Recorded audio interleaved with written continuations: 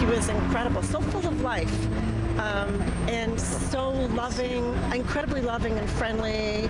You know, anybody that if he'd seen your face once, he would say, "Hi, friend," and he just loved everybody, and everybody loved him. It's an extraordinary thing that somebody so pure and beautiful is gone. We gather here today to remember a fellow cyclist. Xavier Morgan was just 5 years old, the youngest cyclist anyone can remember having to build a ghost bike for. That's a years-old tradition in our city, where a white painted bike is erected at the very spot where a cyclist has been killed. Xavier's grandfather was right behind him on his bike when it happened. I'm sure the wind hit him because he was so experienced, and he turned his wheel suddenly, and it was so unusual. And then he fell, and he gave me that look that, you know, I'm okay. And then the car hit him, and his neck was snapped, so he didn't feel anything. But whatever solution we come up with, it's well overdue, I think. Hundreds of people came out to honor Xavier with a memorial bike ride. They lined the Lake Shore near Jameson, where the tragedy took place.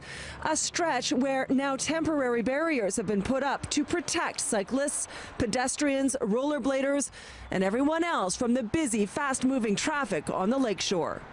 In this case, it was a real tragedy because it was a child that died.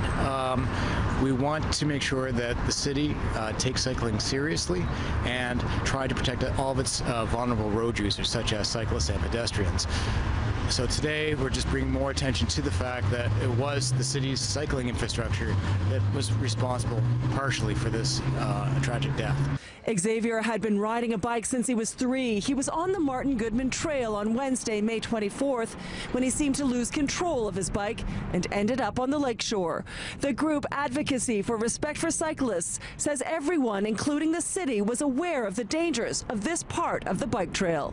If they had some kind of barricade or separation, this tragedy wouldn't have happened. I think a lot of people understood that little stretch of road and highway and trail really shouldn't have mixed.